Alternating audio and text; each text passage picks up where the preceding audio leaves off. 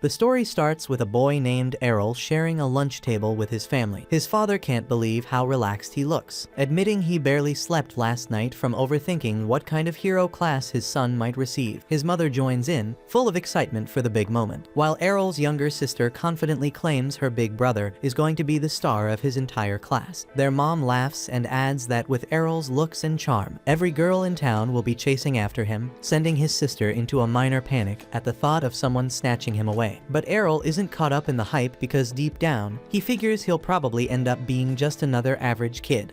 In this world, hero classes are divine gifts handed down by a higher power when kids turn 10, giving them access to unique abilities. When the big day arrives, all the kids gather at the church for the blessing ritual, where a priest prepares to start. He places his hand gently on the first boy's forehead, and the kid instantly sees images of flames and hammers, confirming his role as a blacksmith. The then boy races back to his dad, beaming with pride, while the priest moves on through the line. When Errol's turn finally arrives, his sister confidently declares he's destined for something crazy strong. He walks up to the priest, cheered on by his family. Around him, people begin to whisper, jealous of his bloodline, convinced he'll inherit advanced classes just like his famous parents, Farah the Sword Princess, and Leon the Archmaid. Once close, Errol closes his eyes and tries to concentrate, but no vision appears. The priest looks puzzled and finally announces that Errol is one of the rare cases, a hero with no class at all. Errol's family goes from thrilled to devastated in seconds, acting like they've been conned and that his life is now completely doomed. The following morning, Errol starts training with a regular sword. His parents reassure him that they're not going to kick him out, but Errol tells them he's totally fine and doesn't want to just sit around mooching, while his sister promises she'll back him up no matter what. Seeing how stressed they are, Errol reminds them that he's been learning swordsmanship from his mother for years, so even without a class, he can still be useful, though in his mind, he thinks she's a terrible instructor, since every time they spar, she sends him flying across the forest with her crazy strength. After he finishes explaining, his mom tears up with pride, and his dad starts to believe he might actually land a proper job one day. But after watching them all dote on him like he's a saint, Errol gets fed up and heads off to train alone. As Errol steps into the training field, he spots two students with the swordsman class clashing blades in a playful duel. Mid-fight, the two notice Errol watching and call out, asking what someone without a class is even doing in a place like this. Errol responds coolly, saying he's here to train just like them. The boys laugh, explaining they're not training at all. They're just messing around since their class handles most of the work. Then, with smug grins, they offer to show him just how much their class has improved their swordplay and jump back into sparring. As Errol observes, he can clearly see how fluid and refined their movements are thanks to their class bonus. Curious, he asks if he can spar with one of them. One of the two scoffs at the request, calling it ridiculous for someone like Errol to challenge a class swordsman. But Errol stands firm because he doesn't think he needs a class to prove himself. Slightly offended by the confidence, the boy agrees, saying he'll gladly put him in his place. But before they begin, the boy checks if Errol still has his protection blessing, the passive safety barrier granted to everyone at birth, which slowly recharges as long as they avoid damage. Errol confirms it's fine and reassures him that he's not about to die from a spar, and tells him to bring it on. Annoyed by his tone, the swordsman rushes forward and swings hard, only to be stunned when Errol effortlessly redirects the strike. A second attack comes, but Errol steps aside and counters with a clean parry. His friend, watching from the side, tells him to stop goofing around and finish it, but the swordsman replies that Errol's no pushover. Blow after blow, they clash in a string of parries,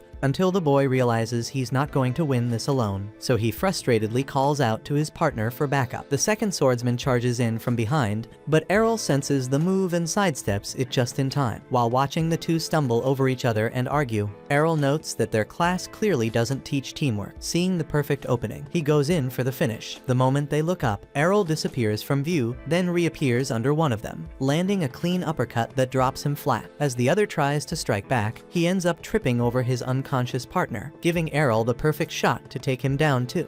With both opponents lying flat on the ground, Errol calmly declares his victory. But instead of accepting the loss, they start whining, claiming he jumped them when they weren't ready. And as the two boys start asking Errol for a rematch, he agrees without hesitation. But before they can get into it, a boy standing behind cuts through the tension and warns the duo not to be reckless, reminding them that whining about cheap shots won't save them out on real combat. The red-haired boy then glares at them, calling their behavior shameful and a stain on every swordsman out there. One of the two who tries to talk back, but his friend nervously hushes him, clearly aware of the redhead's high standing. The redhead approaches Errol directly and asks if he's really the son of Farah, the infamous sword princess. When Errol nods, the boy compliments his form, saying it's clear he learned some proper blade work from his mother. But then he raises his sword and challenges Errol to a serious duel. He says that those two jokers Errol just beat don't count, they're just rookies, and this time, he wants to show Errol what the swordsman class actually looks like in action. Off to the side, the two boys whisper to each other, wondering if he's the son of Evans, the village guard captain. The redhead boy confirms it without hesitation, and Errol recalls that Evans used to work closely with his mom on monster hunts. Looking at the redhead now, Errol thinks it's hard to believe he's Evans's son. He's way too pretty to be related to someone that gruff, so he wonders if the kid's gonna turn into a walking wall of muscles like his dad someday. The boy's voice suddenly shakes as he praises his father, calling him a brilliant swordsman and a wise teacher, but it clearly bugs him that Errol's mother stole the title of strongest warrior in the village. Errol picks up on the jealousy right away, and it's obvious the kid's using this duel to settle a personal grudge he has with Errol's mom. When Errol says it out loud, the redhead looks flustered, but asks if Errol honestly believes the same, and Errol smugly affirms that his mother is the strongest person in the village. The red-haired boy doesn't argue, but instead he insists that he's inherited the finest swordsmanship from his father and plans to prove that the Evans family stands above the rest. After cooling down a bit, he explains that he received his swordsman class a year ago and has been training relentlessly under his father ever since, so he believes all that hard work guarantees his victory. But Errol doesn't back down and calmly replies that he's had plenty of guidance from his own powerhouse of a mother, so he's not planning to lose either. Both of them raise their blades as the duel begins, and the red-haired boy lunges in first. Errol meets the blow with a sharp block and counters immediately, and before long, they're caught in a fast-paced back and forth, watching them go at it. The two boys from earlier are stunned because Errol's keeping up with someone elite, even though he's got no class backing him. While observing the redhead swings, Errol admits to himself that this guy's definitely on another level compared to the others, but his strikes are fueled more by frustration than focus. Errol bides his time, waiting for a misstep, and goes in the moment he sees an opening. But just then, the redhead unleashes a twin slice technique, knocking Errol straight into a wall. He's surprised Errol was able to block the first slash, but notices that the second hit landed clean.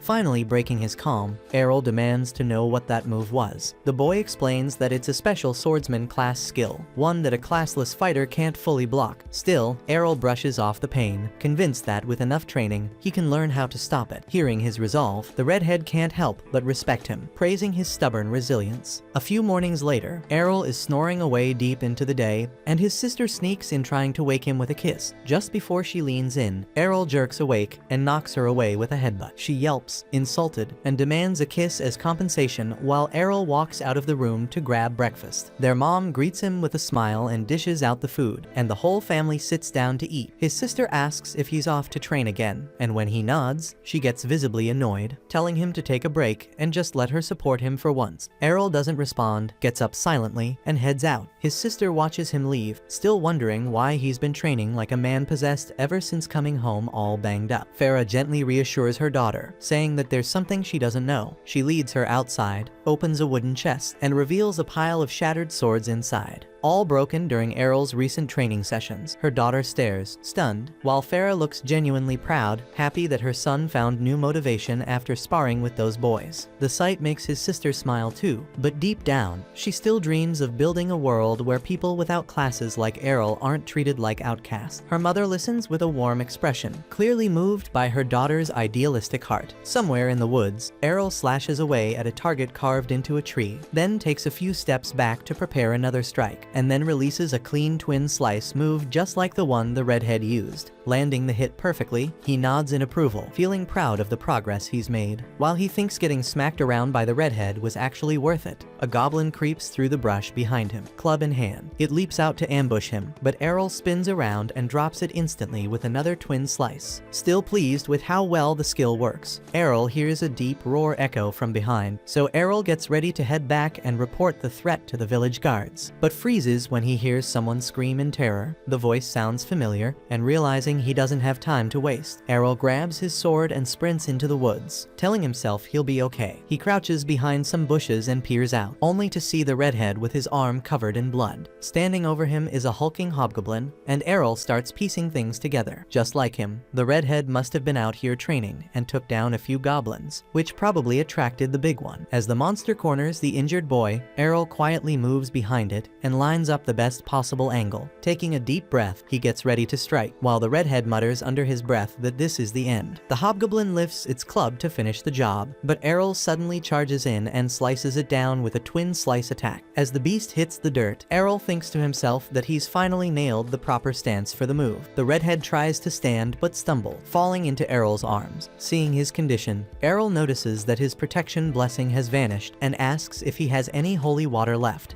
The boy glances at his shattered bottle on the ground in silence. So without a word, Errol pulls out his own bottle and hands it over. After taking a drink, the redhead's wounds begin to heal, but he looks irritated at how far Errol's come. Seeing the boy's strength returning, Errol casually asks if he's feeling better, so the redhead thanks him for the water, then demands to know how Errol pulled off such a powerful technique. Errol coolly replies that it's just a basic twin slice, but the redhead pushes back, saying that people without classes shouldn't be able to learn special abilities like that. Errol replies that he pushed himself way past his limits to make it happen. The redhead looks puzzled, so Errol explains how he broke down the rhythm, timing, and movement until it clicked. Then he smirks and says that his biggest training tool was the redhead himself. Getting pummeled by that skill over and over is exactly how he figured it out. And while the redhead tries to process everything he just heard, Errol casually tells him that he's been honing his twin slice specifically to beat him in their rematch. The redhead, clearly impressed by the dedication, agrees to take him on. Errol double checks if he's really up for it, but the boy insists because it's the least he can do after getting saved and patched up by him.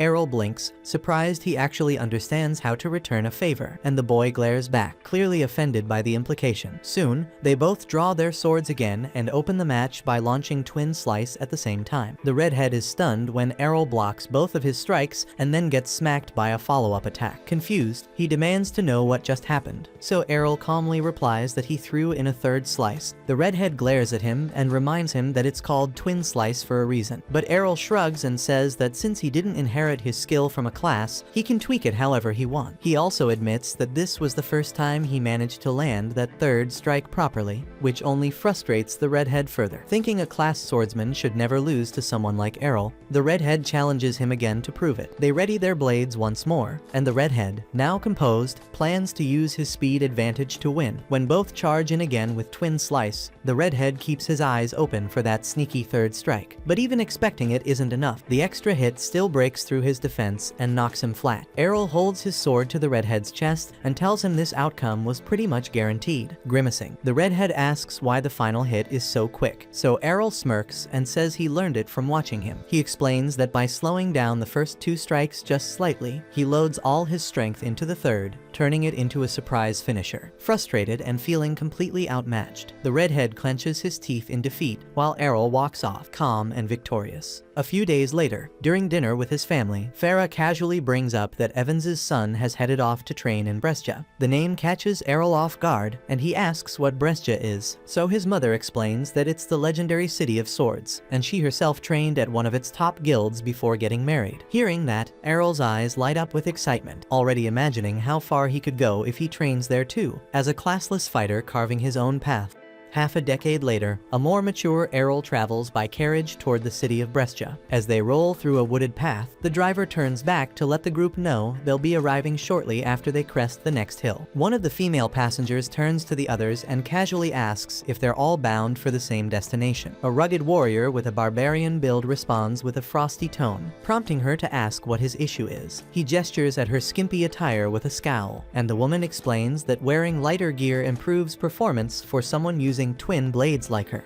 The two swordsmen quickly start arguing, tension rising, while the driver chuckles and comments on how strong advanced classes are supposed to be. Suddenly, the carriage grinds to a halt as a swarm of wild orcs blocks the path ahead. The driver challenges the two fighters to show off their skills, but their boldness vanishes in an instant when the orc king rises. A terrified noblewoman clings to the barbarian boy's arm, but he shoves her aside and bolts. The girl runs too, and the driver, seeing the chaos, also turns to flee. But Errol steps forward without without a word and charges straight into the pack of orcs. He begins slicing through them with clean precision, and the driver spots him using a blink-dash technique. Yet as the monsters close in from all sides, the driver figures there's no way Errol makes it out. Then in a blur, Errol spins like a cyclone and cuts down the entire horde, while everyone stares in disbelief. The driver immediately recognizes the move. It's Blade Dance, the iconic ability of the legendary sword princess. He's baffled and wonders how Errol can use that, because it's supposed to be exclusive to female classes. Right in front of him, Errol dodges the Orc King's massive weapon, flips over him mid-air, and plunges his sword deep into the monster's skull, dropping it instantly. Once it's over, Errol calmly walks back and tells the driver to continue toward Brescia. When he mentions he's heading there to grow stronger, the driver can't believe what he's hearing, saying Errol's already ridiculously powerful. Then an excited young man asks Errol what class he belongs to, and everyone is stunned when he says he doesn't have one at all. We then flash back 5 years earlier, when Errol showed his mom the twin slice technique he'd picked up from the red-haired swordswoman. She thought she was dreaming, but Errol explained that he'd been learning combat skills even without a class. Then he asked her to teach him the sword princess techniques before heading off to train in Brescia, and his mother gets overwhelmed with pride and immediately starts bragging to everyone in the family about her son's impossible talent. Errol's dream comes to an abrupt stop when the carriage driver shakes him awake, announcing their arrival in Brescia. As Errol steps out, he notices swordsmen all around, many of them wielding the aura of seasoned veterans. Curious, he asks the driver about his class, but the man plays it off, claiming he's just a regular man. Errol doesn't buy it, pointing out how accurately the driver recognized his sword abilities. So clearly he's got skills. Cornered, the man admits he's actually a high-ranking holy knight. Errol then asks why someone like him is chauffeuring carriages, and the driver explains that whenever he grows weary of battle, he takes a break from combat by doing something simple like driving passengers around. Errol nods, appreciating the idea of taking time off from constant training. The driver then recommends that he join a sword guild as a starting point. He tells Errol that Brescia hosts frequent sword tournaments where he can earn some solid prize money, but guild membership is a requirement, so Errol agrees with the suggestion, feeling eager to test himself against elite fighters. The driver also cautions him that there are some sketchy guilds around, so he should choose wisely. Once they part ways, Errol turns toward the heart of the city. He spots a recruitment booth for the Cavaliers Guild, which only accepts knight-type classes, and another called Sword Road, which appears open to everyone holding a sword. Out of nowhere, a girl rushes up and lunges to hug him, but faceplants hard when Errol effortlessly steps aside without even looking. Shocked, she wonders how he dodged her so easily and figures he must have exceptional perception. Errol's a bit lost, unsure who she is, when she immediately asks if he's looking to join a guild. He nods, and she launches into an enthusiastic pitch for her brand new guild. She even pulls out a contract for him to sign, but he silently walks off. She grabs his belt to stop him and demands to know why he's leaving. Errol tells her she looks way too damn desperate, and assumes her guild must be weak as hell if they're begging for members. She pretends they're part of a famous elite guild, but Errol isn't falling for it and brushes her off. She quickly introduces herself as Lilia and, in a last-ditch effort, promises to go on a date with him if he joins. Errol flatly tells her he's not interested. Leaving her stunned, he walks off thinking she reminds him of his little sister. Cocky attitude, flat as a board. Errol then asks Lilia which guild is considered the most powerful in Brescia, and she instantly fumes at his lack of respect. After taking a deep breath to compose herself, she tells him that the top guild is Black Blade, known for having 8 rank swordsmen. She gives him directions to their massive base, and Errol makes his way over. At the entrance, a guard steps forward and asks his business. Errol replies that he wants to join, and the guard directs him toward the application area. Errol heads that way and waits in line for registration. When it's finally his turn, the receptionist informs him that the guild only accepts applicants with advanced combat classes. Errol responds that he doesn't have a class, and the receptionist bursts into laughter before bluntly telling him to leave. The people standing nearby start murmuring about him. Errol tries to ask if he can at least take the entrance test, stating he's confident in his strength, but the receptionist refuses, insisting the rules can't be bent. Just then, several rank swordsmen walk in, lighting up the room, but Errol decides not to waste his time and walks out. He tries approaching other guilds throughout the city, but none of them are willing to give him a shot. All turn him away without hesitation. By the end of the day, Errol feels defeated, but then he recalls that his mother once gave him a recommendation letter to help him get into her former guild. At the time, he figured she was just being overly cautious, but now he understands that she knew the kind of rejection he'd face. As Errol makes up his mind to head to her old guild, Lilia suddenly shows up again, but he brushes past her without saying a word. While he walks through the streets, she chases after him, pleading for him to join and help her revive her guild. Errol keeps saying no, so Lilia takes things up a notch and offers to lick his boots if that's what it takes. But Errol walks off, leaving her behind as stunned onlookers stare in silence. Even so, Lilia shouts that she won't give up on him. Eventually, Errol locates the guild's address, but Lilia catches up once more. She insists he's welcome to sign up and points to the huge building nearby. Errol is confused why a guild that big seems so unimpressive, and Lilia admits they've lost most of their old prestige. Still, she's determined to bring back the glory of the Dragon Fang Guild, the one that was once led by the legendary Dual Swords King. Hearing that name jogs Errol's memory, reminding him that his mother was once a part of that same guild in her younger days. That's when he finally agrees to take a look. So Lilia leads him inside and guides him to an open seat. Out of nowhere, Lilia's drunken father stumbles up from the couch, and she instantly snaps at him. She reminds him that the doctor strictly forbade him from drinking, and besides, they don't even have money to waste on booze. But her father waves her off, clearly doesn't give a shit, and Errol suddenly realizes this man is none other than the Dual Swords King. As he spots the missing arm, the man looks at Errol and bluntly tells him to walk away because this guild's going down anyway. Lilia tries to stop him from leaving, but he ignores her completely and heads out the door. She turns to Errol, explaining that her father used to be one of Brescia's top-ranked fighters, but his career was ruined when he lost his arm. She figures there's no way Errol would stick around after seeing all this, but to her surprise, he says he's joining. Lilia thinks she's hallucinating, but Errol explains that none of the other guilds would accept him either way. She lights up and quickly pulls out a membership contract, and Errol takes a seat to sign. When he hands it back, Lilia finally notices something odd. Errol's class field is blank, thinking it's some kind of joke. She glares at him, but Errol shows her his official certification. She examines it closely, then calmly stands up, draws her sword, and threatens to give him the deceased class herself if he doesn't get out of her guild right now. Errol asks why she's reacting like this, and Lilia shouts that she needs real swordsmen on her team. Remembering how Errol embarrassed her earlier, Lilia fumes furiously that she got humiliated by someone with no class at all. That's when a woman named Rhiannon walks into the room, and Lilia immediately throws herself into her arms, whining that some fraud without a class tried to trick her. But Rhiannon freezes, and she recognizes Errol right away. Errol's confused and asks how she knows him. Rhiannon smiles and says they're actually from the same village. She reminds him they used to spar when they were kids, but Errol still draws a blank. Then she says they crossed paths again 5 years ago, and Errol replies that he would have remembered someone as gorgeous as her. Rhiannon's face goes red as a pepper, and that's when Errol finally remembers fighting a red-haired boy. Rhiannon laughs and reveals she's the daughter and only child of Captain Evans. Errol apologizes for not recognizing her sooner, and Rhiannon says it's fine, guessing her long hair probably threw him off, thinking to himself that it wasn't her hair that changed, while his eyes drift toward her big melon. Just then, Lilia turns to Rhiannon and asks if this is the same classless kid who beat her. When Rhiannon nods, Lilia is stunned to realize it was him. Rhiannon, still a little sore about the past, says she's way stronger now and challenges Errol to a rematch, just like old times. The girls then escort Errol to the guild's training grounds, where Lilia can't believe Rhiannon is serious about dueling a guy with no class, but Rhiannon insists that Errol's strength is real, and she's determined to prove she can surpass him. Once they step into the arena, Lilia takes the role of referee and announces the start of the match. Rhiannon opens with a twin blade strike, and Errol assumes he can block it easily, but to his surprise, her attack slices clean through his attack and lands a hit on his body. Confused, Errol wonders how she managed to break his attack. Rhiannon lowers her massive sword and explains that it's 5 times heavier than a normal blade, meaning he can't parry it using the same move. She adds that her brute swordsman class multiplies her attack power, leaving Errol shocked as he braces himself for the next strike. He compliments her growth while defending against her relentless flurry of blows. Realizing he can't keep clashing head-on, Errol retreats a few steps, admitting that he'll lose if he keeps this up. He's puzzled why Rhiannon is revealing all her advantages mid-fight, but she says it's worth it if it helps her finally beat him. Errol warns her that her speed won't be enough to land a hit, and she charges forward to prove him wrong. She knocks aside his sword and slashes at him, only to strike through an afterimage. Before she can react, Errol appears behind her and taps the side of her neck with his blade. Shocked, Rhiannon demands to know how he dodged her attack, and Errol casually reminds her that what she hit was just a shadow. Her Her eyes widen as shadow is a technique reserved for supreme swordsmen. Determined, Rhaenyra launches another assault, but Errol effortlessly slips past every swing, telling her the move isn't as mysterious as it sounds. It's just about moving fast enough. Rhaenyra feels insulted by how casually he downplays it, but Errol adds that it took him a lot of work to reach that level. In an instant, he disappears again and lands another precise strike, only to notice his attacks bouncing off a glowing barrier. Rhaenyra smirks and explains that power-type swordsmen gain enhanced defense along with their strength. She goes for another strike, but Errol dodges and counters with a perfectly timed blow, as he mentions that the counter move is something his mother taught him. Rhaenyra was already on the ground in defeat. As the duel ends, Lilia stands frozen in disbelief before announcing Errol as the winner. Rhaenyra feels crushed, frustrated that she still lost even after training so hard, while Errol compliments her technique and progress. Yet he adds bluntly that he's simply stronger, which makes Rhaenyra's eyes well up. Lilia rushes over to console her, furious that Errol made her cry. He looks baffled, insisting he was being nice, but Rhaenyra pretends she wasn't crying and storms back toward the guild. Once inside, both Errol and Lilia can hear her crying and shouting that she still lost, even after dedicating 5 long years to improving herself. After that, Lilia officially welcomes Errol as a new member of the guild. He notices how her attitude has completely flipped, though she pretends she believed in him all along. Remembering how aggressive she was before, Errol lets it slide and asks why the guild is falling apart. Lilia hesitates for a moment before admitting that they're deep in debt. When he asks how much, she motions for him to lean closer and quietly whispers the number in his ear, but she adds that they can clear all of it if they win the upcoming tournament. Lilia then explains that the event requires 3 participants, and Errol wonders aloud why Rhaenyra is still staying with them despite their rundown state. Lilia tells him that when Rhaenyra first arrived in Brescia, every major guild turned her down. Her father, however, saw her potential and welcomed her into Dragon Fang without hesitation. Errol nods, realizing that Rhaenyra stayed out of loyalty to repay that kindness. Then he confidently assures Lilia that they'll erase the debt easily once they win the tournament. But Lilia looks uneasy, pointing out that the opposing guilds can field up to 5 fighters while they only have 3. Even so, while Lilia worries about the odds, Errol feels nothing but excitement. The thought of stronger rivals fills him with anticipation, and he declares that facing powerful enemies is exactly why he came to Brescia in the first place. Watching quietly from the sidelines, the guild master observes everything, smiling to himself as he recognizes the tremendous potential within Errol.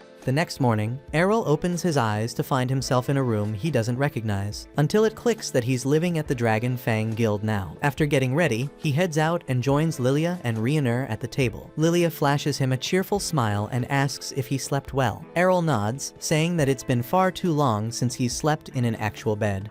Noticing how quiet Rhaenyra is, Errol wonders if she's still bothered by losing yesterday's match. But before he can think too long, Lilia breaks the silence, excitedly announcing that they're officially registered for the guild tournament. Beaming with pride, she says Dragonfang is registered and ready to fight. Errol curiously asks if the prize money is enough to wipe out their debt. Lilia confirms it is, and begins explaining the rules of the tournament, revealing that victory requires eliminating every opposing guild member. Rhaenyra seems anxious, concerned that their small team will struggle against larger, tougher squads. But Lilia remains upbeat, pointing out that the chances of running into high-level, ranked fighters are slim, and they've got 2 solid B rankers on their side. Errol looks puzzled at the mention of ranks, so Rhaenyra scoffs at him for being clueless, and Lilia breaks it down, saying that swordsmen are ranked from D up to A based on overall combat power. She also mentions that only 20 people in all of Brescia hold the A rank, and that both she and Rhaenyra are classified as B rank. And even though Errol beat Rhaenyra, Lilia doesn't believe he's a rank, since the jump in strength between B and A is massive. All of a sudden, she remembers the matchups for the tournament are about to be revealed, and she rushes off to check.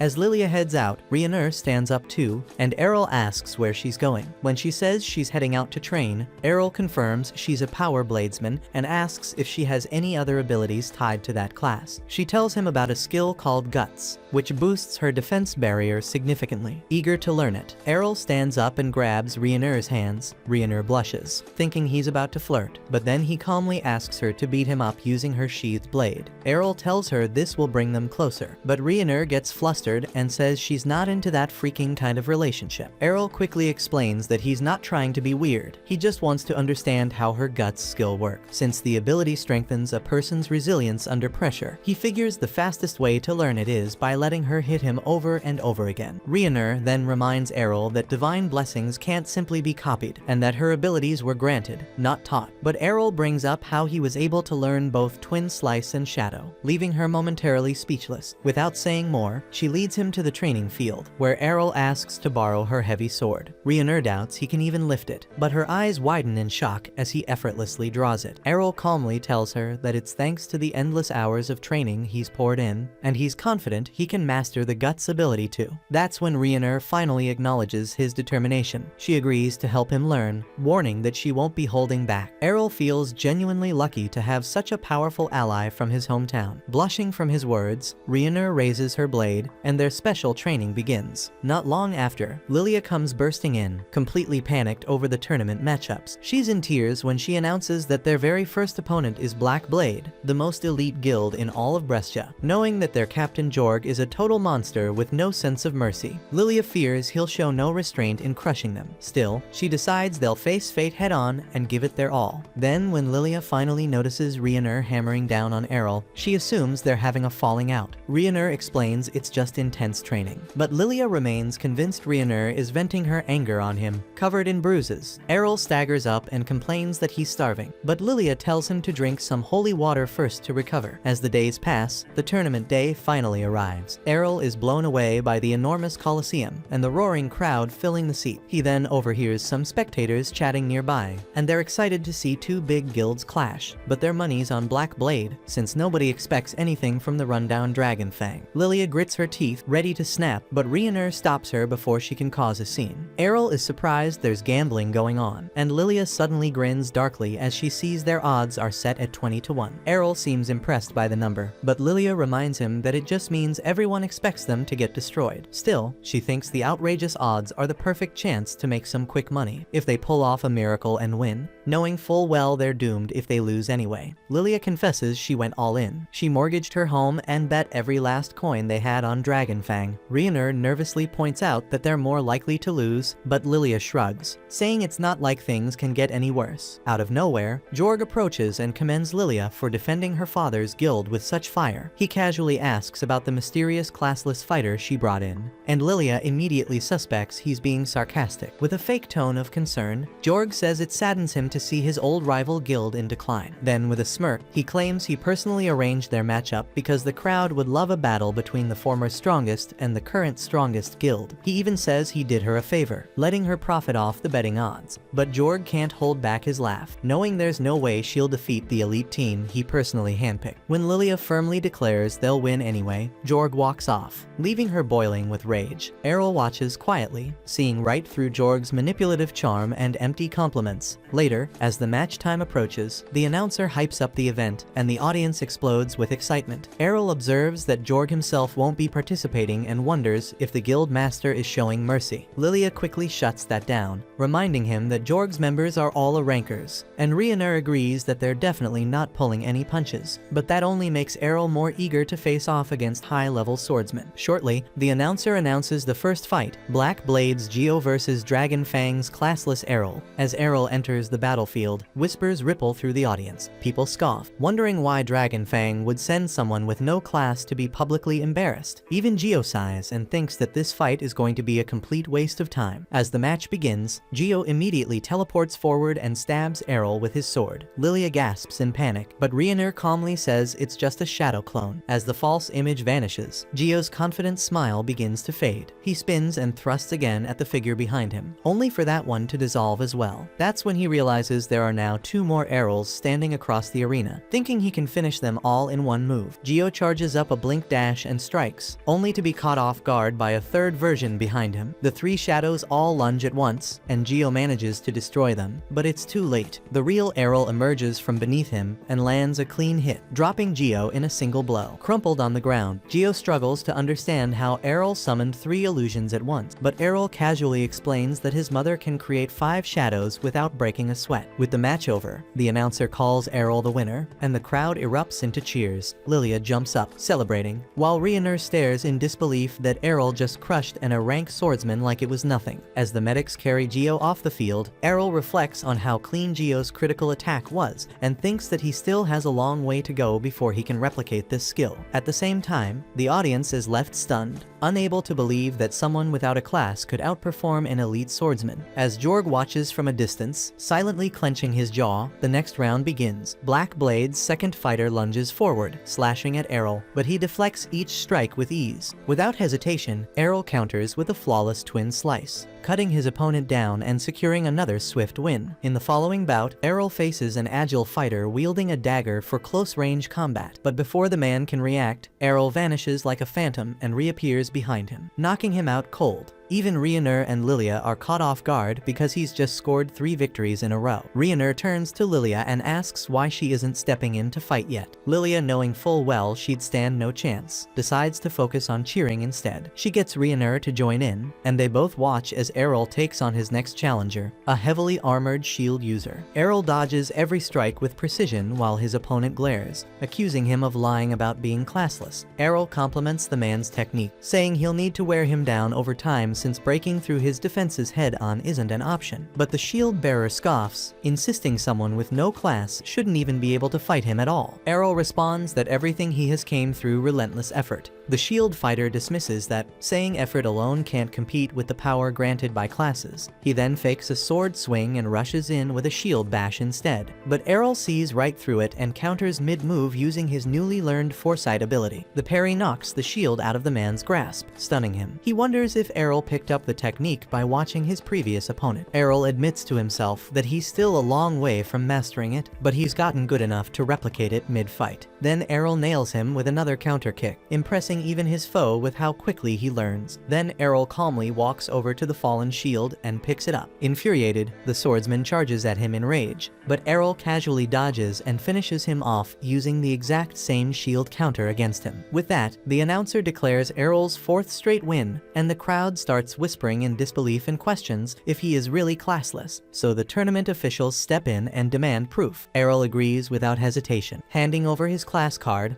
the announcer places it into the verification crystal, and the entire stadium goes silent as the orb confirms its authenticity. Now even Jorg begins to feel the sting of defeat creeping in. Even Ryunur starts believing they might actually win this thing. Lilia, however, is fuming because if she had known Errol was this strong, she would have sold her family heirlooms to bet even more on their victory. Ryunur admits she never expected him to grow this powerful, and starts wondering how exactly Errol trained over the last 5 years to become the fighter standing before them now. At the same time, Lilia is already daydreaming about marrying Errol, convinced that even if the guild collapses, she could rebuild it easily as long as he's with her. While she quietly plots her romantic strategy, Errol can't help but sense a sinister aura radiating from her and feels uneasy. Soon after, the announcer introduces Black Blade's final competitor, Master Masamune. Errol immediately notices that he's wielding a katana, and Ryunur quickly identifies him as a rare samurai-class swordsman, since Masamune has never fought publicly before. Lilia assumes he's Black Blade's secret trump card for the tournament. As the match begins, Masamune stands motionless, hand resting lightly on his sword, his calm composure alone radiating danger, and Errol feels the pressure building in the air. Seeing his hesitation, Masamune smiles faintly and says he's only waiting for Errol to step closer so he can unleash his ultimate move. Errol smirks back and begins to approach, surprising Masamune, saying they can't just stand around forever, and he wants to see the swordsman's strongest technique for himself. Masamune chuckles softly, warning that if he uses his final strike, Errol won't even see it happen. But Errol, confident in his own speed, keeps moving forward. He notes that Masamune's blade is still sheathed and guesses that he'll release everything in a single, decisive draw. Errol considers using his shadow technique, but decides it's pointless because Masamune's focus is too sharp for illusion. He stops right before him, realizing that this battle will be decided in one strike. Both stand perfectly still, holding their breath. Then, as Errol takes one final step, Masamune moves and his blade flashes like lightning, but in that instant, Errol vanishes. Masamune's eyes widen because Errol didn't dodge with an illusion. He vanished with his real body. Behind him, Errol's voice calmly praises Masamune's incredible speed, but says the person who trained him was far faster. Then Errol unleashes Piercing Tempest, the Sword Princess's signature finisher, striking Masamune with a storm of slashes that sends him crashing to the ground. Ryunur and Lilia freeze in shock. recognizing the legendary sword princess technique. While the crowd erupts in disbelief, the announcer declares the result, and chaos breaks out in the stands as gamblers scream in frustration at the Black Blade team for blowing all their bets. Rioner and Lilia cheer wildly, celebrating their hard-earned victory. When Errol returns to them, Lilia tries to leap into his arms, but he instinctively sidesteps, and she crashes to the floor. He apologizes, saying it was just a habit he developed dodging his younger sister's surprise hugs. Lilia immediately cheers up when she remembers the massive payout they'll get, while Errol turns to see Rioner standing nearby with her arms out, waiting for a hug. Realizing what she's doing, Rioner blushes furiously and drops her hands, but Errol tells her that he wouldn't mind hugging her, as long as she's not wearing armor. Lilia immediately volunteers to take her place, but Errol dodges her again, letting her fall face first once more. Watching from afar, Jorg grits his teeth, seething with rage as he silently vows to make them pay for this defeat.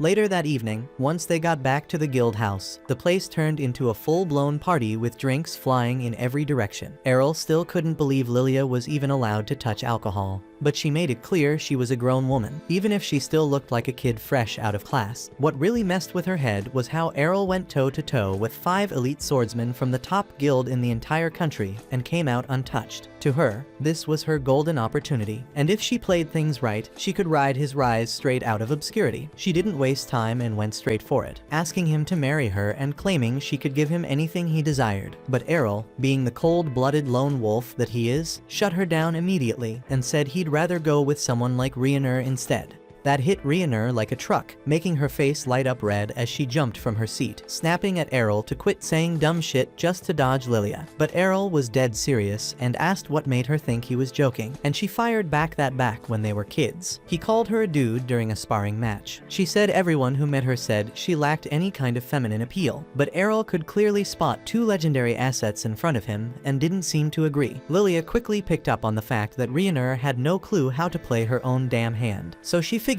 she didn't have much competition. Sliding in closer, she started caressing Errol's thighs, saying he must be sore after all the fighting earlier, and whispered that he should stop by her room later. Rioner immediately panicked and told her to stop being so damn creepy, but Lilia just smirked, saying all she planned to do was give him a proper massage to help him unwind after such a rough day. To her surprise, Errol replied that he'd much rather get one from Rioner instead, but his idea of a massage was basically getting his ass handed to him by Rioner at the training yard while he pushed himself to learn the same reinforcement magic she used with ease thanks to her skill set and class perks. Lilia stood up on the balcony watching the chaos, wondering if Errol even knew what a real massage was supposed to feel like. The non-stop clanging and yelling finally woke up Lilia's dad, who staggered out of the house, totally wrecked from drinking, groaning about the racket, and grumbling that there was no need to take out their pre-tournament stress in the middle of the damn night. But Lilia tells him straight up that they actually won the match, and not against just anybody, but against the current strongest guild out there. That instantly catches his ear, though in his head he figures Black Blade must have thrown in some rank B or C newbies just to get wiped. Then Lilia drops a bigger surprise, saying every single one of them was a tier. And not only that, but Errol took them all down on his own without backup. That snaps her dad out of his booze haze as he stares at Errol, all bruised and busted up, trying to figure out if this kid is really the real deal. Lilia adds she made a stack of bets, and since Errol wiped the floor with the enemy team, she hit the big time. Now they're not just out of debt, they've got more than enough to keep the guild running. Her father stays skeptical, saying that if the kid really is that strong, then it's just a matter of time before some bigger and richer guild comes to scoop him up, so she better not get too comfortable. But Lilia fires back that there's nothing to worry about since she's planning to marry Errol anyway, and once that happens, he's locked in for life. Errol shuts that idea down right away, then shifts his focus to her dad. He says Lilia might be a stubborn little pain, but at least she's not some quitter who bailed on everything. That was a clear shot at her dad, who glares at him with warning in his eyes, but Errol just keeps going, telling him to stop sulking and start acting like someone his age, especially since he still has one working hand and could damn well use it to swing a blade. That sets him off, and he grabs Errol by the collar on the spot and tells him to stop talking about things he clearly doesn't understand. He says a dual-wielding swordsman who can't dual-wield anymore is just a waste of space. Errol doesn't back down and says he disagrees, since he's a classless fighter still pushing forward and trying to make something out of nothing. Her dad shoves him back and walks away without saying another word. Heading upstairs, Lilia and Rhiannon rush over to Errol, checking if he's alright. Lilia apologizes for what her dad did and thanks Errol for speaking up. Errol says even with one arm gone and years of doing nothing, her dad is still insanely strong, and it's a shame all that strength and experience is going to waste. He starts thinking about all the cool skills he could pick up from a guy like that and makes a promise to himself to get Rod to grab that sword again. Lilia hears him talking about learning and casually brings up the dungeons under the city as a good place to start. Errol doesn't have the slightest clue what a dungeon is, so Rhiannon steps in and explains that dungeons are underground caverns crawling with monsters, usually spawning in the hundreds, and packed with deadly traps. It's one of the best spots to rack up combat experience, sharpen new techniques, and level up fast, especially with the Sword God Cup coming up. Errol clearly has no idea what she's on about, so she breaks it down further. Every year, the city throws a massive tournament where the top swordsmen from across the country show up to prove who really sits at the top. Without wasting time, Lilia whips out a registration form and tells Errol to fill it if he wants in. But right in front of her, to Rhiannon's total shock, he tears it clean in half. Rhiannon looks stunned and asks if he's seriously skipping the contest, but Errol says Lilia tried to slip one past him and had handed him a damn marriage certificate instead. Lilia laughs it off, saying she was just messing around and wanted to see how far she could push it. But Errol's had enough of playing nice, and he grabs her from behind and locks her in a rear naked choke just to teach her a lesson. By the time morning rolls in, Errol wakes up with Lilia trying to launch some kind of sweet ambush, but he reacts fast, dodges her, and ties her to the bed before heading out like nothing happened. Later that same day, the whole crew heads toward the dungeon grounds, where Lilia starts explaining the basics. Every adventure stands on a teleportation circle, which lets them jump to a dungeon floor they've already been to, and you can't skip ahead to new levels unless you've physically been there before. Lilia brags she's made it to level 12, while Rhiannon has hit floor 14. Errol decides on the spot to head straight to the 14th floor with Rhiannon, but Lilia cuts in and says it doesn't work that way. Unless he's been to a level himself, the circle won't let him teleport there. That was a letdown since Errol wanted to jump into the deep end and fight the strongest monsters right away. Lilia tells him to chill, saying she knows a shortcut that can take them down to the lower floors pretty fast. Everyone agrees to the plan, but Lilia tries to peel Errol off from the group, saying Rhiannon can continue her own floor 14 run, and that Errol doesn't need two guides. She grabs his arm and starts pulling him aside, but Errol's not that easy to trick. He shuts her down and tells Rhiannon to come with them anyway. They step onto the first floor and get ambushed right away by two armored knights. Errol draws his blade and locks into combat with one of them, while Rhiannon handles the second. He quickly notices that even with their bulky gear, the knights move with surprising speed, though it's still manageable. Using a quick burst of movement, he dashes in and slices through the knight's neck, but instead of falling, the armor keeps moving, revealing that it's completely hollow and being powered by the dungeon's own mana. Even headless, the thing doesn't stop. Rhiannon mentions that they don't feel pain and have no clear weak spot, so Errol switches tactics and goes for the legs, and the moment he strikes, the knight collapses to the floor. Rhiannon finishes her fight too and warns that these enemies will regenerate, so they should keep moving. Before pushing forward, Errol asks Lilia what her class is. She proudly says she's a fencer and offers to teach him anything he wants, whether it's in the training arena or in bed, but Errol turns her down again and walks off without saying more. Just before they reach the second floor, they hear a voice crying for help behind a nearby door. As they approach, they find a man drenched in blood, kneeling on the floor and begging them to save him. Rhiannon suggests taking him to the surface, but he refuses, claiming his teammates are still trapped inside after triggering a trap. He pleads for their help, and Lilia instantly asks how much he's offering. To her surprise, he actually hands over a decent amount of cash from his gambling winnings. Still, something about the guy doesn't sit right with Errol. Walking behind him, Errol watches closely. From his own experience, anyone bleeding that badly wouldn't even be able to sit up without holy water, let alone walk all the way back here. He realizes the blood and wounds are completely fake, but he keeps it to himself, thinking this might turn into something more entertaining. The man leads them into a hidden chamber where they spot a long trail of blood and a small puddle in the center, with a single gold coin placed neatly in the middle. Lilia's eyes light up the second she sees the coin. As she reaches for it, a teleportation circle activates beneath their feet. Rhiannon catches on that they've walked straight into a trap, while the man smirks and admits he got paid well to set it up. What he didn't expect was for the magic circle to drag him along too. They all reappear on a floor none of them recognize, not even Rhiannon, which means it's deeper than the 14th level, but so far no enemies have shown up. The man who faked his injuries was now trembling uncontrollably. His voice cracks cracking as he muttered that they'd somehow stumbled onto the dungeon's final floor, the one said to house the advanced sword god. Right then, a knight clad in rainbow-colored enchanted armor appeared before them. Lilia wasn't buying any of it, brushing off the whole sword god class as a dumb legend. Errol, on the other hand, instantly recognized how bad the situation was. He shoved Lilia to the ground just as the sword god unleashed a high-speed slash that tore straight through the dungeon walls. The moment the dust settled, the sword god charged directly at Errol. He barely managed to lift his sword in time to block the hit, and even then, the force slammed him into the wall. Still, he realized he only survived it thanks to the reinforcement training Rionur had drilled into him. He went on the counterattack immediately, swinging at the knight. But his opponent was insanely fast and danced backward with expert-level footwork. That made Errol grin, saying this was the perfect time to test his limits. His party was stunned as he stepped in again, using the same divine step technique, launching a flurry of strikes that the knight caught and blocked one by one. The pressure pushed the knight back, but he suddenly activated a skill that spiked the gravity in the room, pinning everyone else to the floor. But Errol stayed on his feet with ease, because he'd already gone through this kind of pressure back when he was a kid. His mom used to train him under the same conditions, where standing alone took everything he had. When she came at him back then, he was completely helpless. But now things had changed. He pulled out the gold coin and used it to cancel the effect, opening a small window in the knight's defenses. Errol didn't waste it, and he tapped into one of his strongest moves, a technique called Infinite Break. The impact shattered the knight's body completely, leaving the others in stunned silence. He then took a sip of holy water to recover his strength, and then the entire group exited the dungeon safely through the teleportation portal. Back at the tavern, Rod was once again drowning himself in booze when he overheard three loudmouth punks bragging about how they lured the new recruits from the Dragon Fang Guild straight into a trap, proudly saying those poor bastards probably weren't coming back. Rod stood up, walked over, and shattered their table with a single punch. He demanded they spill everything they knew. But before they could answer, Jorg stepped in and called him a useless drunk. Rod instantly put the pieces together. If Jorg was involved, then Lilia's odds of making it out alive were practically zero. Crushed by the thought, he lunged at Jorg in a rage, only to get tossed aside like garbage. He hit the ground hard, stuck there on his knees, wishing there was something he could do to save his little girl. But then a voice by the door pulled his attention. He turned around and saw Lilia walking in with Errol and Rionur, casually talking about how hungry they were. Lilia quickly spotted her father and that smug bastard Jorg, but she was caught off guard when Rod pulled her into a tight hug and quietly thanked whatever was up there that she was still alive. Rionur stepped forward and called Jorg out on the spot, saying they got everything from his lackey, who confessed the whole thing was his doing. Jorg, like any sleazy politician, denied everything without hesitation and claimed that anyone who enters the dungeon is responsible for their own damn safety, and Errol couldn't exactly argue with that. Rod warned Jorg that he wasn't going to walk away from this clean. Jorg brushed him off again, called him a washed-up drunk who should have stayed in the gutter, and left without a care. Errol just stood there wondering what kind of garbage he'd have to deal with next.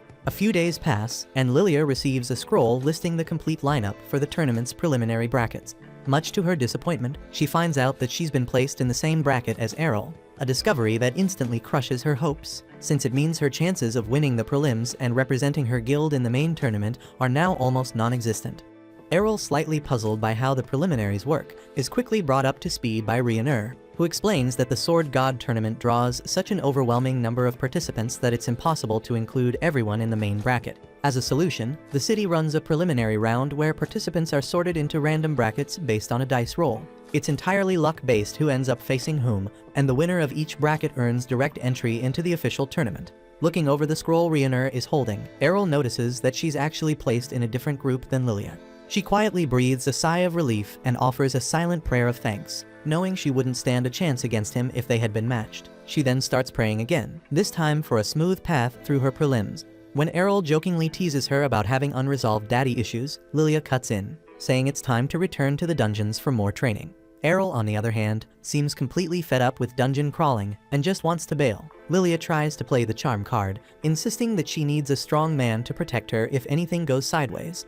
Rionur, watching this unfold, makes a mental note of how helpless she sounds and quietly vows to give her a lesson or two about standing on her own. Just then, before anyone can leave, Rod enters the room with exaggerated concern, pulling his daughter into an embrace and reminding her to be extra cautious, just in case Jorg decides to make another move. Lilia sees the fear in her father's expression and promises to be careful before heading out. As Rod turns around, he finds Errol silently watching him with a judging stare. Rod defends himself, saying there's still time for him to get his act together and be a better father. Errol simply smiles and responds that it's never too late to be a decent person, then walks off. 2 weeks later, the day of the preliminaries finally arrives. The matches kick off as crowds roar from the sidelines, cheering on the fighters as blades clash and sparks fly. Bit by bit, the ranks begin to thin as combatants are knocked out, and Lilia unfortunately ends up losing her match, without even making it far enough to face Errol. Lilia then sulks quietly in the corner, brooding over the outcome and clearly disappointed, as she had at least hoped to make it to the finals this time. But Errol shows no sympathy for her frustration, casually remarking that all her concern about being in the same bracket as him was pointless because she would have lost either way. His bluntness only deepens Lilia's gloom, but she quickly gathers herself and warns him to stay alert, even with his strength, since the other finalist in their group has a few tricks that might catch him off guard. Errol, on the other hand, doesn't seem remotely concerned and remarks that he's already encountered nearly every kind of technique during his battles inside the dungeons, so it's unlikely this opponent would catch him off guard. Still, Lilia remains unconvinced and explains that the red-haired swordswoman is actually a magic swordsman, someone who can channel spells through her sword, enhancing it with mana and added force. That detail catches Errol's attention, as he hadn't expected the tournament, centered on pure swordsmanship, to allow the use of magic. But Lilia clarifies that it doesn't matter what class you belong to. As long as you're affiliated with a guild, you're qualified to compete in the tournament. Just then, the announcer calls for Errol to take the stage, and Lilia wishes him good luck. He makes his way into the arena and comes face to face with the red-haired girl, who bluntly declares that she's a magic swordsman and that her class is fully recognized in the tournament. She adds that she doesn't want to hear any whining about the match being unfair just because she uses magic. Errol calmly responds that he has no complaints. Whoever fights best deserves the win. With that, the announcer signals the start of the match, and the red-haired swordswoman immediately launches a series of fireballs at him. Errol moves with precision, dodging each blast like he's in a scene from The Matrix, deflecting a few and slicing through others mid-air. She continues the relentless assault, her mana seemingly endless, but Errol maneuvers through the barrage and manages to close the distance between them. He strikes with intent, aiming to end it quickly, but she blocks just in time and counters with another fireball, forcing him to retreat. As the duel continues, Errol begins to analyze her rhythm and notes aloud that it must be convenient to switch so easily between long-range and close-quarters combat. She smugly replies that her talents are natural, and someone like him without a class could never hope to match her. But Errol fires back, pointing out that while she dabbles in both styles, she has yet to truly master either one. That really sets her off, and she furiously vows to make him eat his words. She channels her magic into her sword, igniting it in flames, and proudly declares that only a true magic swordsman can wield a weapon like this. With that, she swings the flaming blade, sending a wave of fire trailing toward Errol, who calmly steps aside and cuts right through it. Still, even he begins to struggle to predict her next move, thrown off by the unpredictability of her footwork and sudden attacks. Acknowledging her skill, Errol comments that she must have spent a fair amount of time honing her craft. But then, without warning, he plants his feet and stops moving altogether, effortlessly deflecting each of her fire-infused strikes from a single position, showing her what real technique looks like. He remarks that if her foundation in swordsmanship had been more solid, even if slightly above the average, she could have made things far more difficult. But at her current level, she barely stood out from a background NPC. The words cut deeper than his sword. Humiliated and rattled, the girl lashes out wildly. Errol seizes the opening and unleashes a twin slash that extinguishes her flames instantly, leaving her stunned. Before she can even register what's happened, he uses Blink's step to teleport behind her and knocks her out cold with the blunt end of his sword.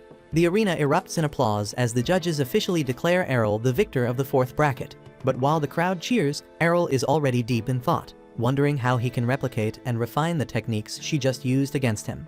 A few days later, the final tournament is about to begin. Lilia returns to the guild house and tries to wake her father, insisting he join her to watch the event and cheer for both Errol and Rhiannon, who each won their respective blocks and earned a spot in the main tournament. Without even opening his eyes, her father tells her to go on her own because he isn't interested. Trying to provoke him, Lilia accuses him of being too scared to face Jorg.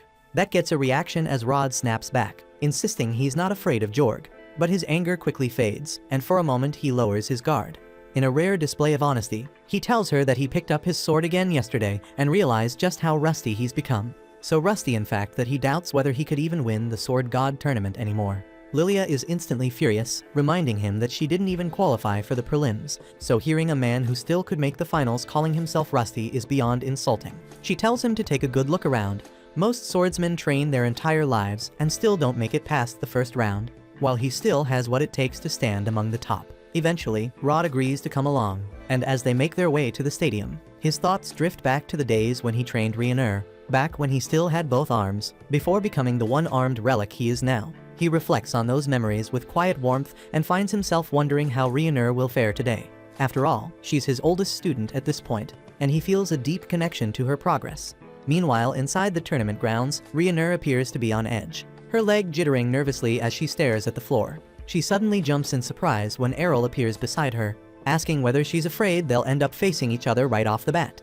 The question snaps her out of her anxious thoughts, and she instinctively tries to punch him, but Errol catches her fist mid-air. Just as the judges announce the opening match, Jorg, the reigning champion, will face Errol, the mysterious classless swordsman who's shocked everyone with his undefeated run so far. Errol rises to head to the arena, and Ryuner gently grabs his hand to wish him luck. Errol then steps onto the battlefield, and from the stands, Lilia yells out, cheering him on with a crude but heartfelt battle cry, telling him to crush Jorg and shred him into 64 pieces. But the moment Errol spots Jorg emerging from the opposite side of the arena, something immediately feels off, and his instincts go on high alert. Jorg's eyes are glowing purple, a sharp fang protrudes from his mouth, and a single twisted horn juts from his head, so he looks like he's been possessed by something demonic. Errol's senses flare as he realizes this isn't going to be a normal fight, but it's Rod who puts the pieces together first. The moment he sees the weapon Jorg is wielding, he shouts out a warning to Errol, ordering him to stay back. The sword in Jorg's hand is not just any blade, it holds a powerful demon sealed within. Jorg speaks, but even his voice has changed, deeper and distorted, as he calmly admits he didn't expect anyone to recognize what he's become. Lilia, clearly unsettled, doesn't understand that Jorg should know exactly who Rod is. But Rod explains that this isn't Jorg speaking anymore. The demon inside the sword has taken over completely, which means Jorg no longer has control over his actions. Rod also reveals that the weapon is in fact the original sword once used by the sword deity to defeat the Demon King. However, before his death, the Demon King cursed the blade, tainting it so severely that it was supposed to be sealed away forever in the royal vault. The demon grins, stating that although he was sealed away for centuries, he remained patient, waiting for the day someone would come along to set him free and claim his power. And that day finally came with Jorg. With a voice that echoes across the stadium, he declares his identity to all present. He is Gelda, the destroyer of mankind. The announcement sends a chill through the crowd, and even Ryuner rushes outside, wide-eyed. She admits she always believed Gelda was just a legend, a bedtime horror story to frighten children. The demon who, according to myth, had the power to wipe out the entire world. Panic breaks out instantly as people in the crowd recognize the name and scramble in terror, triggering a full-blown stampede. But Gelda delights in the chaos. The sound of terrified humans fleeing for their lives is music to his ears, and he's not about to let the show end so quickly. He conjures a massive magic circle beneath his feet, and in an instant, the entire stadium is sealed within a dome of swirling magical energy, trapping everyone inside. He cackles at the unfolding nightmare, savoring the fear as he declares he'll slaughter them all for his own amusement. But to his surprise, Errol doesn't flinch, and he remains exactly where he is, sword already drawn. Gelda mocks him, warning him to run while he still can. But Errol calmly replies that he has no intention of fleeing, because if the demon has been defeated once before, then it means he can be defeated again. Gelda bursts into laughter, reminding Errol that his previous defeat came at the hands of a sword deity, and according to Jorg's memories, there isn't a single sword deity alive today. Errol, however, fires back that there is still one left, and it's his own mother. And even if he wasn't born a sword deity, he's confident he can still bring Gelda down. The demon bursts out laughing, but his amusement is short-lived. Errol vanishes from sight, dashing forward with such speed that Gelda is forced to step back and counterattack.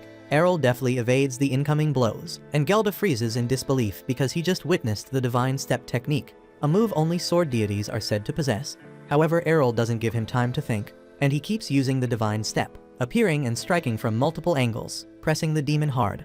But Gelda quickly regains his composure and smirks, reminding Errol that he's fighting within the body of a sword emperor, so these attacks won't inflict much harm. With a burst of speed, the demon launches into the air and crashes down on Errol's shoulder, slamming him hard into the ground. He believes the boy has finally fallen, but when the dust clears, he's stunned to see Errol still standing, barely scratched.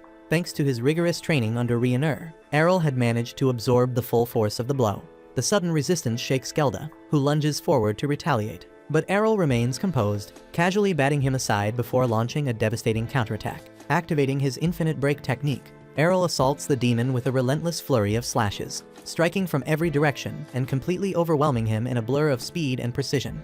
The brutal barrage triggers Gelda's deep-seated trauma, as he instantly recognizes the unmistakable techniques of a sword deity. He refuses to believe that a mere boy could wield such divine mastery. But before Gelda can even think of a counter-strategy, Errol unleashes a powerful finishing strike that sends the demon crashing into the ground, shrouded in a thick cloud of dust. The crowd erupts in applause, believing Errol has vanquished the demon for good. But Gelda is far from finished. His true body was never Jorg, it was the sword itself. So all of Errol's damage had only harmed the host. Still very much alive, Gelda begins desperately searching for a new vessel. In a split second, he hurls himself toward Rod. Reacting instantly, Errol shoves Rionur out of harm's way while Rod steps forward, placing himself between the demon and his daughter.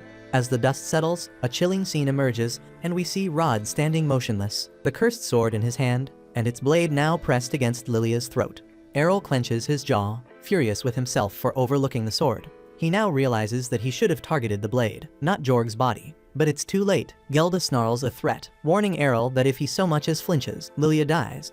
But Errol moves freely, defying him, and tells him plainly that he can't kill her. Rionur is stunned, unable to understand why he's provoking a demon. But when Gelda tries to force Rod's hand to strike Lilia, it doesn't move. So Errol explains that Rod's will is far stronger than Jorg's ever was, so possessing him won't be so simple.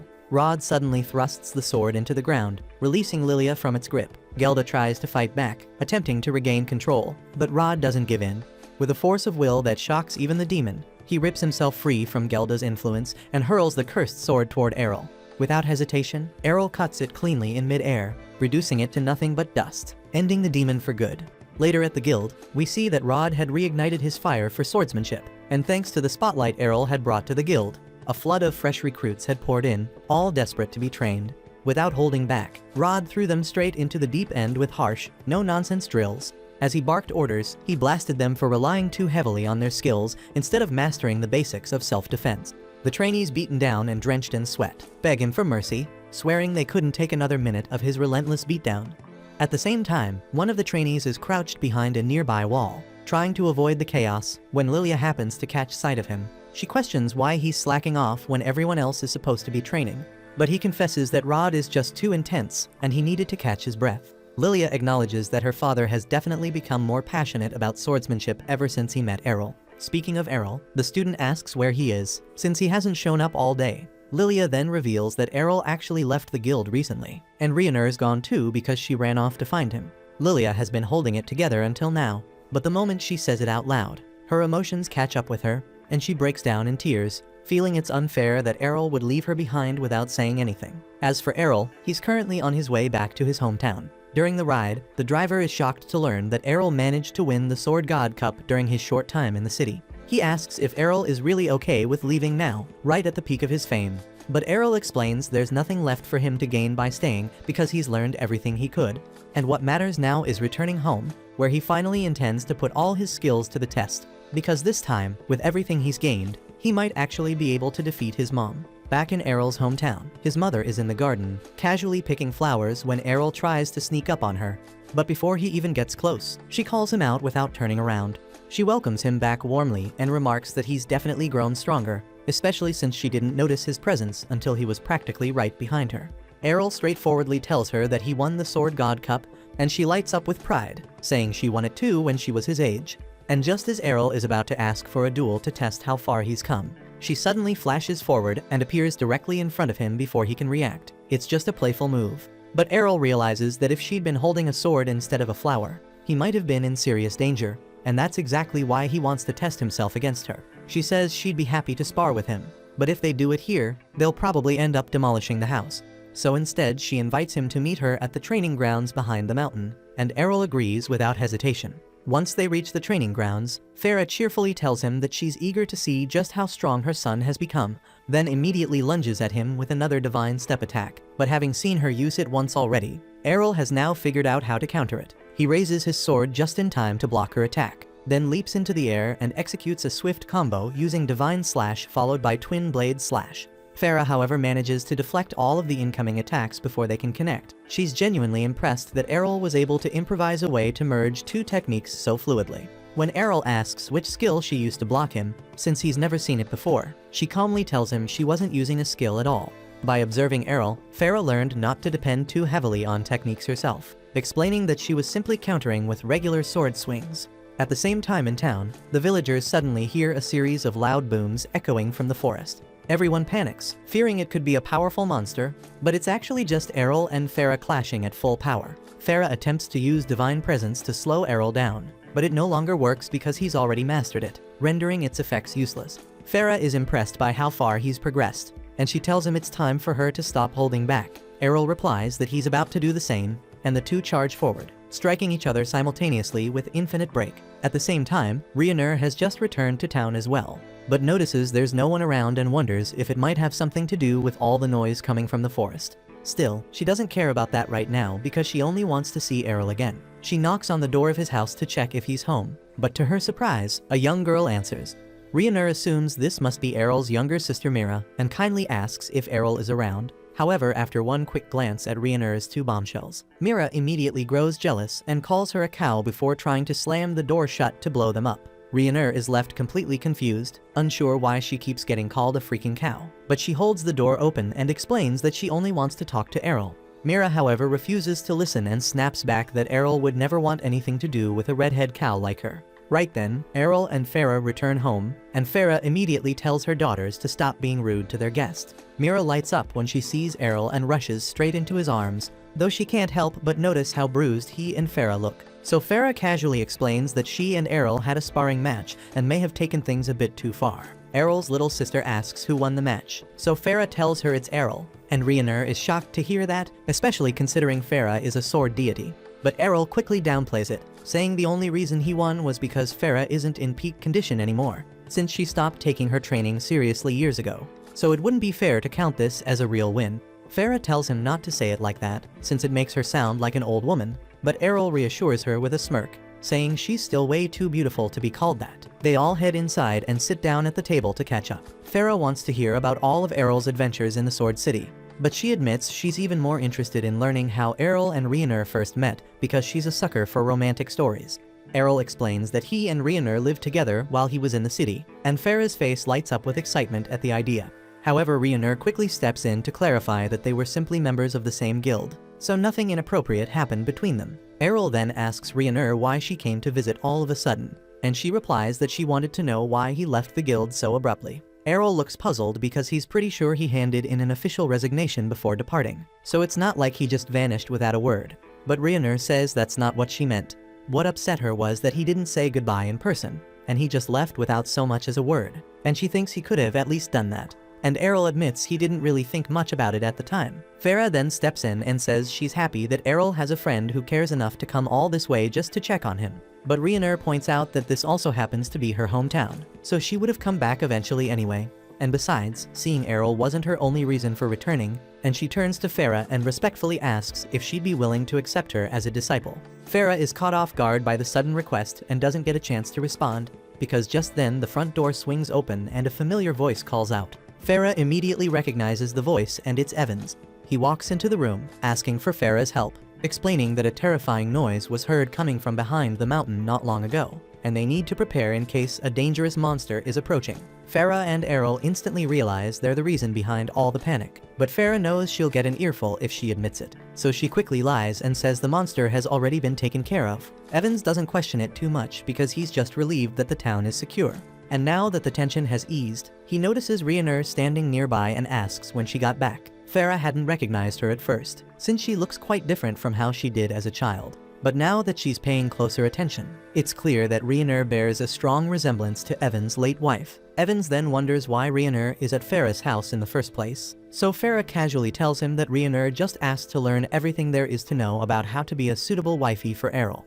Evans immediately breaks down in tears of joy, thinking his daughter is finally getting married. But Rhaenyra panics and frantically clarifies that she only wanted to ask Farah to teach her how to improve her swordsmanship. Farah cheerfully insists that there will be time for both sword training and wife lessons. But when Rhaenyra turns to Evans, hoping he'll talk some sense into Farah, she's stunned to see that he completely agrees with her. After losing his wife, Evans had always worried about Rhaenyra's future, especially since the only thing he ever taught her was how to fight. So he's genuinely happy to hear that Farah is willing to teach her some practical homemaking skills as well. So Farah assures him that he can trust her to look after Rhaenyra properly. Evans is grateful and says he'll head back to his duties now, officially leaving Rhaenyra in Farah's care. He tells her to do her best, and Rhaenyra is left staring in disbelief, trying to process how the situation spiraled like this.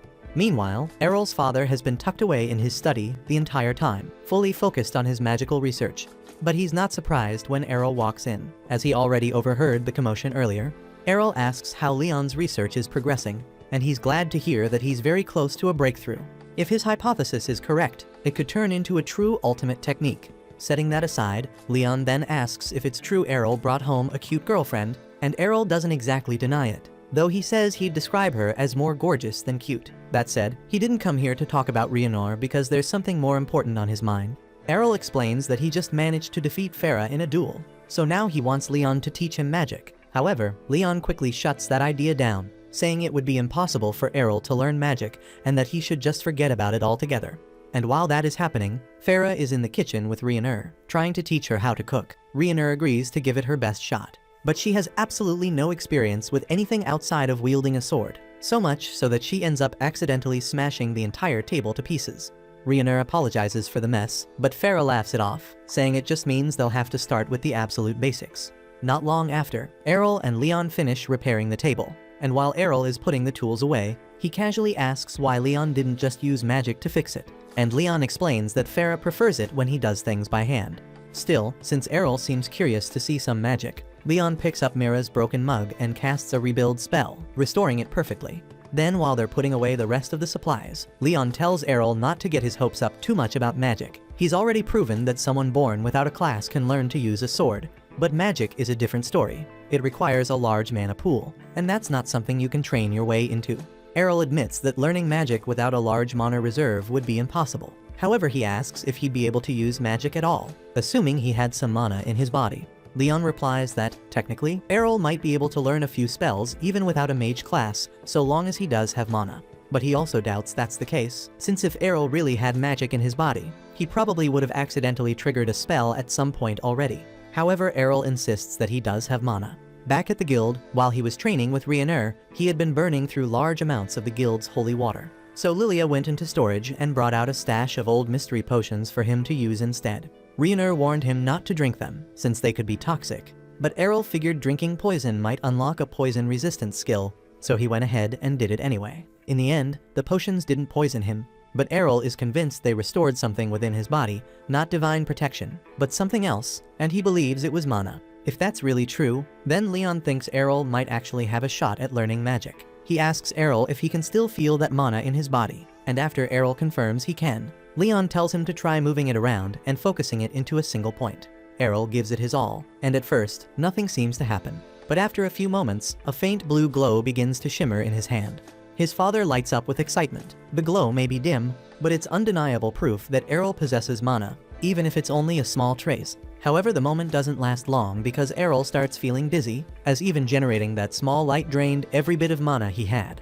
Leon tells him that before he can even think about casting actual spells, he's going to need to work on expanding his mana pool. Fortunately, if there's one thing Errol excels at, it's hard work, and Leon believes he can make it happen in no time. The following morning, Errol marches into the item shop and drops a heavy pile of gold coins onto the counter, announcing that he wants to buy every mana potion they have in stock. From that point forward, he begins a rigorous routine, constantly draining and refilling his mana pool to force it to grow. And after 6 months, Errol's effort pays off, and his mana pool has increased enough for him to stably maintain a floating ball of mana. Leon proudly congratulates him on his progress, but there's still a long road ahead as Errol's current mana output is only equivalent to that of a typical 10-year-old. Leon then hands him a piece of parchment inscribed with Magiscript, the written language of magic, and explains how this will be different for him.